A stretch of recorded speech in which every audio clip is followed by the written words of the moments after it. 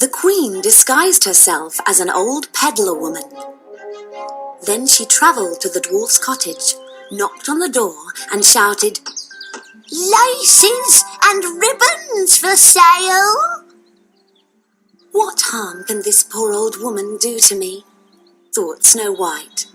She opened the door and chose some pretty pink laces for her corset. The old woman offered to lace up Snow White's corset for her. Snow White, suspecting nothing, agreed. The queen laced Snow White so tightly that she could not breathe, and she fell to the floor as if she were dead.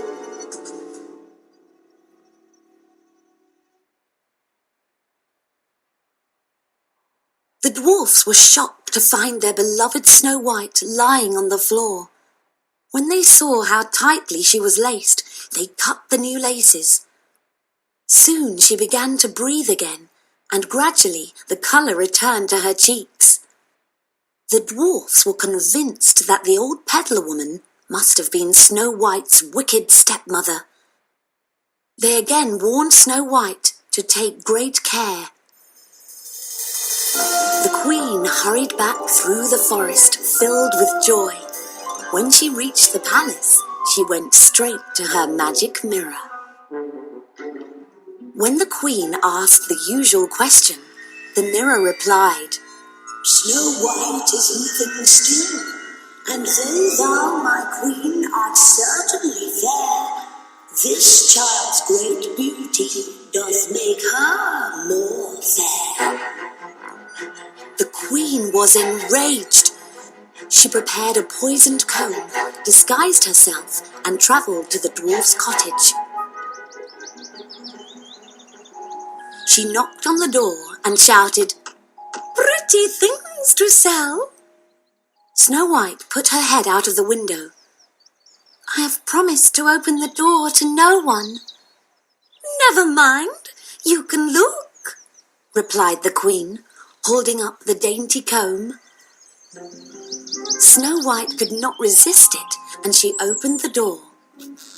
"You must let me comb your hair properly for you," the old woman said. The queen then stuck the comb sharply into Snow White's head, so that the poison went into her blood. She fell to the floor as if dead. When the 7 dwarfs found Snow White lying on the floor, they suspected that her stepmother had been again. They soon found the poisoned comb and pulled it out. Once more they begged Snow White never to open the door while they were out. Later, the jubilant queen asked her mirror, "Mirror, mirror on the wall, who is the fairest of them all?" Just as before, the mirror replied, "Snow White is living still, and though thou, my queen, art certainly fair, this child's great beauty doth make her more fair." At these words, the queen stamped her feet and beat on the mirror in her rage. "Snow White shall die," she vowed, "even if it costs me my life."